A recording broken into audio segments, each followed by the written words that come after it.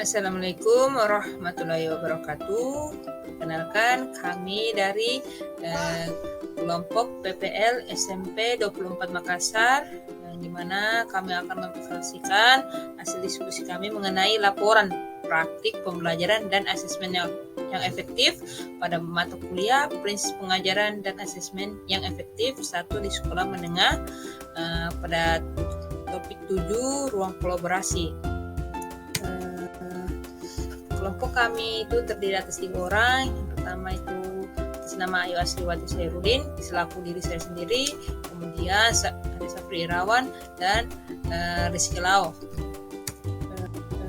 Instruksi penugasan itu yang pertama mengidentifikasi isu-isu aktual terkait dengan pembelajaran dan asesmen yang umumnya banyak dilakukan oleh guru di sekolah selama ini.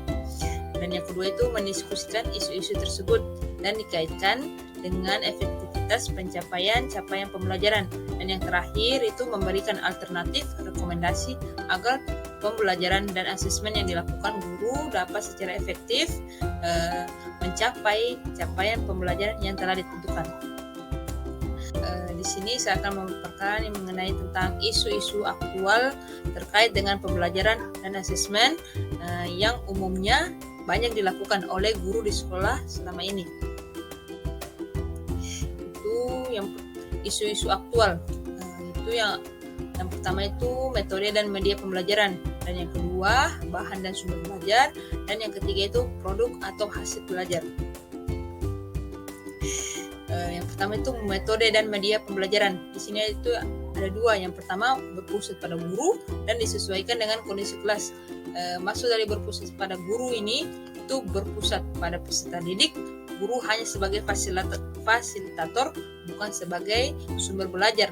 Yang kemudian disesuaikan dengan kondisi kelas. Maksudnya itu disesuaikan dengan kondisi, karakteristik dan kebutuhan peserta didik. Yang kemudian itu yang kedua bahan dan sumber belajar. Itu ada 2. Sumber belajar dari buku dan sumber belajar yang sama. Maksud dari sumber belajar dari buku ini itu sumber belajar dari berbagai sumber seperti internet, itu YouTube, hasil pengalaman dan hasil pengamatan dan pengalaman.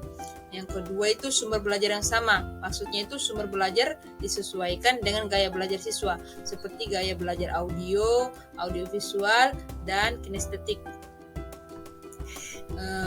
Selanjutnya itu yang terakhir itu ada produk atau hasil belajar. Maksudnya ini produk hasil belajar itu hanya satu jenis, yang dimana implementasi pembelajaran berdiferensiasi memberikan kesempatan kepada peserta didik untuk menghasilkan hasil atau produk belajar yang sesuai dengan minat dan bakat mereka, dan hasil belajar disesuaikan dengan gaya belajar mereka, yaitu auditory, visual, dan kinestetik. Baik, itu saja yang bisa saya paparkan. Kemudian rekan kelompok saya akan melanjutkan presentasi selanjutnya. Sekian dan terima kasih. Oke, baik, terima kasih.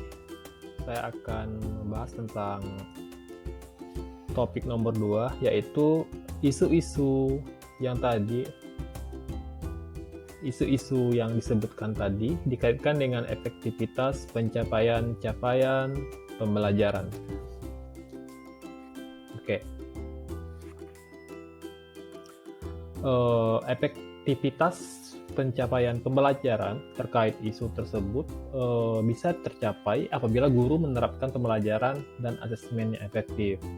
Nah, pembelajaran asesmen yang efektif itu yaitu guru menguatkan asesmen di awal pembelajaran yang digunakan untuk merancang pembelajaran sesuai dengan kesiapan murid.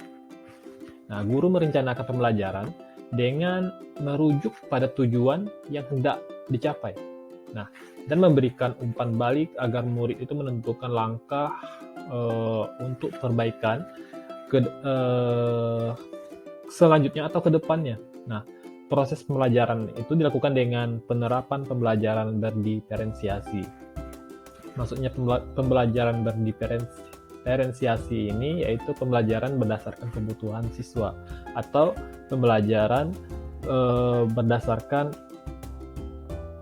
kemampuan atau hobi, boleh dibilang hobi, boleh juga dibilang kemampuan yang dimiliki oleh siswa.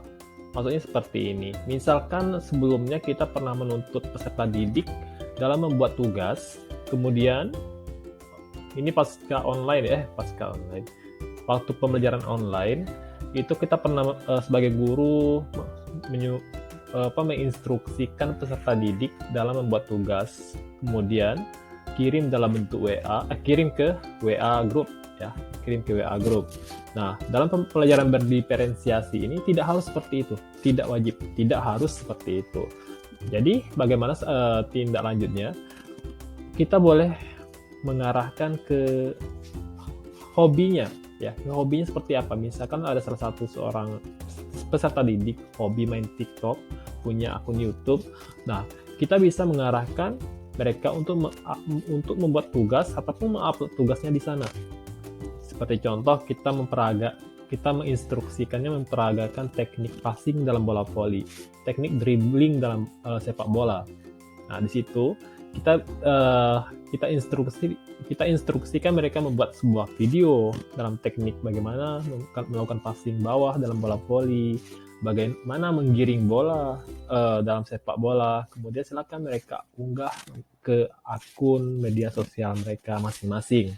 Nah, di situ merupakan salah satu contoh dalam pembelajaran berdiferensiasi. Mungkin hanya itu dari saya.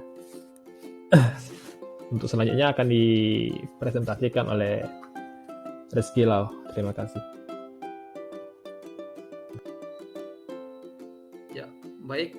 Terima kasih.